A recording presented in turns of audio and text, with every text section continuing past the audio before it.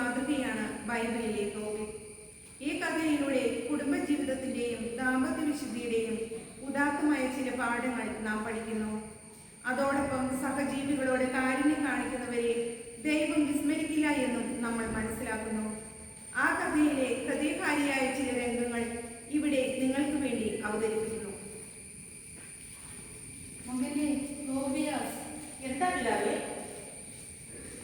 ഗബ്ബാലിന്റെ മക്കൾ 10 താലന്ത് വെള്ളി ഞാൻ ഏൽപ്പിച്ചിട്ടുണ്ട്. നീ പോയി അത് വാങ്ങണം. ദൈവത്തോടുള്ള ഭക്തി കൈവിടരുത്. നീതിയുക്തമായത് അനുഷ്ഠിച്ചാൽ നിനക്ക് വലിയ സമ്പത്ത് കൈവിടും. പിതാവേ, അമ്മ പറഞ്ഞതുപോലെ ഞാൻ ചെയ്യാം. പക്ഷെ എനിക്ക് അവനെ അറിഞ്ഞുകൂടാ. പിന്നെ എങ്ങനെ പണം കിട്ടും? ഇതാ പണം കൊടുത്തതിന്റെ രേഖ. ഇനി നിന്റെ കൂടെ പോരാൻ ഒരാളെ കണ്ടെത്തുക. ശരി പിതാവേ.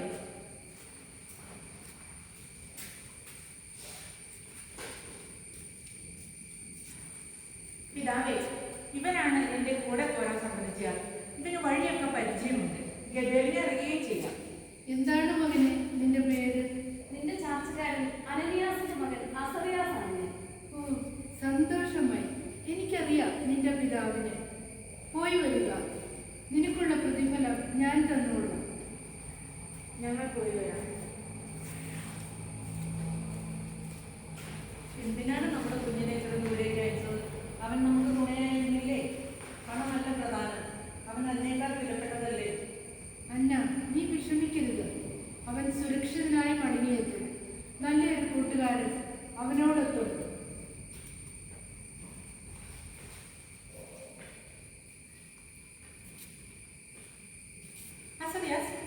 അവിടെ ഒരു നദി കാണുന്നുണ്ടല്ലോ. അതെ, അത് ടൈഗ്രിസ് നദിയാണ്. നമുക്ക് ഇതിന് അടുത്തതാണ്. വേണമെങ്കിൽ നദിയിലൊന്ന് കുളിക്കുകയും ചെയ്യാം. അതാ അവിടെ ഒരു മത്സ്യത്തെ കാണുന്നുണ്ട്. ആ, കാണുന്നുണ്ട്. നീ പോയി അതിനെ പിടിച്ച് വെട്ടിപ്പിളർന്ന് അതിന്റെ ചങ്കും കരളും കൈപ്പയും എടുക്കുക. എന്തിനാണത്? ചങ്കും കരളും പോയിച്ചാൽ പിശാചാണെന്ന് പോകും. കൈപ്പ കണ്ണിൽ പുരട്ടിയാൽ തിമിരം മാറും. നിന്റെ പിതാവിന് കാഴ്ചയിൽ ലഭിക്കും.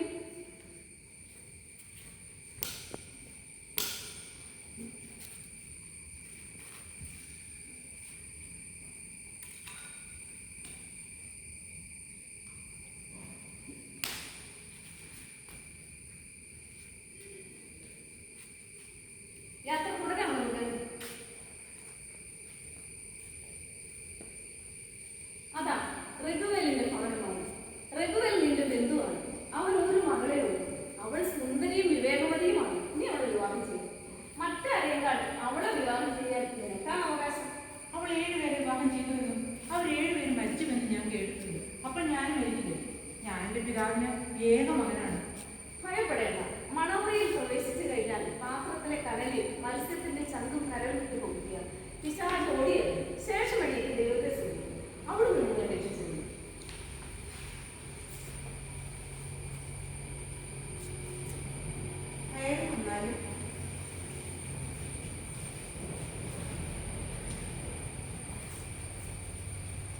ഈ യുവാവിന് എന്റെ പിതാവിനെപുത്രൻ ലോകത്തിന്റെ ഛായ. നിങ്ങൾ എവിടെ നിന്ന് വരുന്നു? ലോകത്തിനെ നിങ്ങൾ അറിയുമോ? ഞാൻ തോബിയാസ്. തോബിത്തിന്റെ പിതാവാണ്. അദ്ദേഹത്തിന് ഇപ്പോൾ കാഴ്ച നഷ്ടപ്പെട്ടിരിക്കുന്നു. മകനെ, നിങ്ങൾ അകത്തേക്ക് വരൂ. ഞാൻ ഭക്ഷണം എടുക്കട്ടെ. അസറിയാസ്, നമ്മൾ വഴിയിൽ സംസാരിച്ച കാര്യങ്ങൾ പറഞ്ഞു തീരുമാനിക്കുക.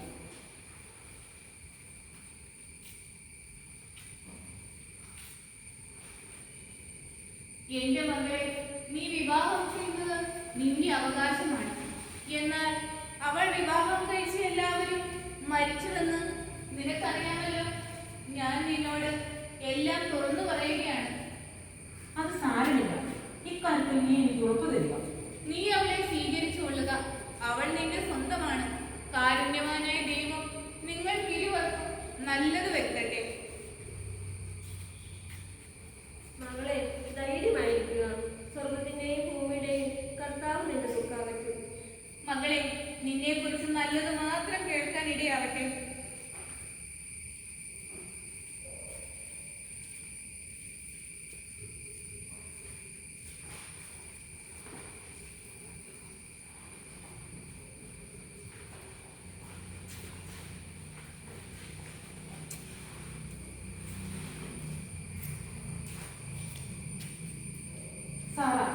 നമ്മുടെ ജീവിതത്തിൽ അനുഗ്രഹം കിട്ടാൻ വേണ്ടി ഞാൻ ഒരു മത്സ്യത്തിന്റെ ചങ്ക് കരകൾ പോയിരിക്കുകയാണ്.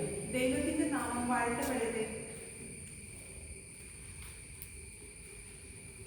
നമുക്ക് കർത്താവിന്റെ കാര്യത്തിനായി പ്രാർത്ഥിക്കാം. ദൈവമേ, അവിടുത്തെ നാമം വാഴ്ത്തപ്പെടട്ടെ. സകല സൃഷ്ടികളും അവിടുത്തെ നാമത്തെ പുകഴ്ത്തട്ടെ. ഞാനിവളെ സ്വീകരിക്കുന്നത് ജഡികമായ അഭിലാഷത്തിലല്ല, നിഷ്കളങ്കമായ പ്രേമത്താലാണ്. അങ്ങയുടെ കാരുണ്യം ഞങ്ങൾക്കുണ്ടാകണമേ. ഇവളോടൊത്ത് വാർദ്ധക്യത്തിലെത്തുന്നതുവരെ അവിടുന്ന് ഞങ്ങളെ അനുഗ്രഹിച്ചാലും. ആമേൻ.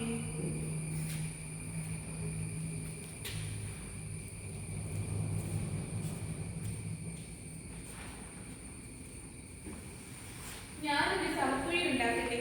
നീ ഒരു ദാസി അയച്ച് അവൻ ജീവിച്ചിരിപ്പുണ്ടോ എന്ന് നോക്കുക. നീ പോയി തോബിയാസിന്റെ സാറയുടെയും മുറി നോക്കിയിട്ട് വരൂ. ശരി, ഞാൻ പോയി നോക്കിയിട്ട് വരാം.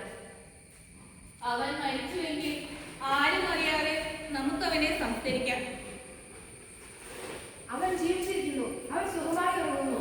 അവിടുന്ന് വാഴ്ത്തപ്പെട്ടവൻ, എന്തെന്നാൽ അവിടുന്ന് എനിക്ക് സന്തോഷമേകി.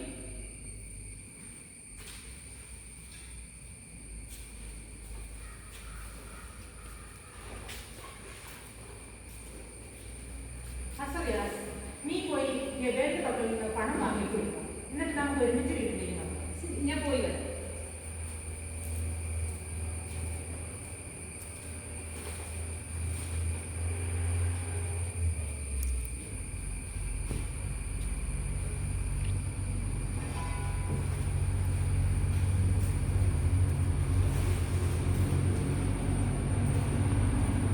മകനെ, എനിക്ക് നിന്നെ കാണാനിടയായി. ഞാൻ വിളിക്കാതെ വെക്കുക. അതിന് നീ മടങ്ങിയെത്തിയോ?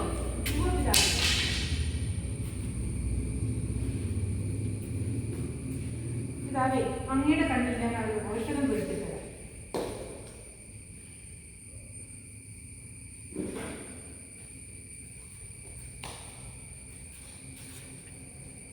ദൈവമേ, എനിക്കിതാ കാഴ്ച വീണ്ടു കിട്ടിയിരിക്കുന്നു.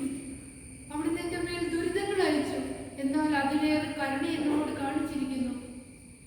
മകളെ, സ്വാഗതം. നിന്നെ ഞങ്ങളുടെ പക്കലേക്ക് അയച്ച ദൈവം വാഴ്ത്തപ്പെടട്ടെ. പിതാവേ, എന്നെ അനുഗ്രഹിച്ചാലും. ദൈവം നിന്നെ അനുഗ്രഹിക്കട്ടെ മകളെ.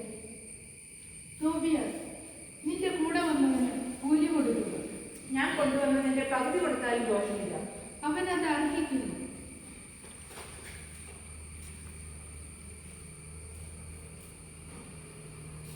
ഞാൻ റഫേലാണ്, നിന്നെയും മകളെ സുഖപ്പെടുത്താൻ ദൈവം അയച്ചത്.